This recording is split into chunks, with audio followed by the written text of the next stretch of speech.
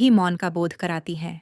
जहाँ अन्य शक्तियाँ कर्म और गति का प्रतिनिधित्व करती हैं, वहीं अरमति उस स्थिर बुद्धि की देवी हैं जो निर्णय से पहले मन को शुद्ध और भाव को संयमित करती है। यज्ञ में वे उस चेतना का स्वरूप हैं जो यह तय करती है कि आहुति दी जाए या मौन ही सबसे पवित्र अर्पण बने। ऋग्वेद में उल्लेख है, अरम तीर्णो अदितिः स्योना देवी देवेषु मनीषिणी, अर्थात देवी अरमति हमें शरण और शांति प्रदान करें। वे देवताओं के बीच वह दिव्य बुद्धि हैं जो सही सोच और परिपक्व विवेक को जागृत करती हैं।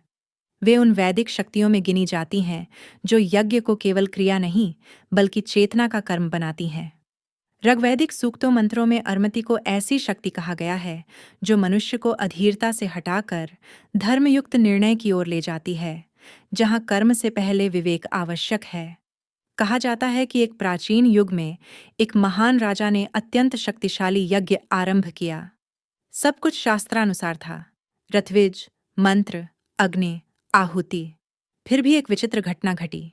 यज्ञ की अग्नि प्रज्वलित तो थी, लेकिन देवताओं का कोई संकेत नहीं मिला।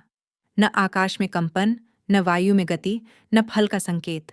समय बीतता गया, मंत्र दोहराए जाते रहे, पर यज्ञ जैसे किसी अदृश्य दीवार से टकरा गया हो। आर्षि चिंतित हो उठे। मंत्रों में कोई दोष नहीं था, विधि में कोई त्रुटि नहीं थी। कहा जाता है कि उसी यज्ञ में, जहां देवताओं का कोई संकेत नहीं मिल रहा था, वास्तव में एक नहीं, दो शक्तियां उपस्थित थीं। एक दिखाई नहीं दे रही थीं और दूसरी जानबूझकर प्रतीक्षा कर रही थीं। ऋषियों ने बाद में बताया कि यज्ञ स्थल पर देवी होत्री पहले ही आ चुकी थीं।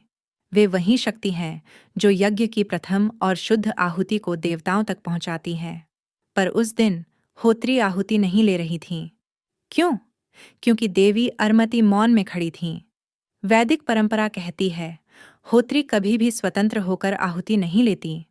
वह तभी सक्रिय होती हैं जब अरमति संकेत देती हैं कि बुद्धि शुद्ध हो चुकी है।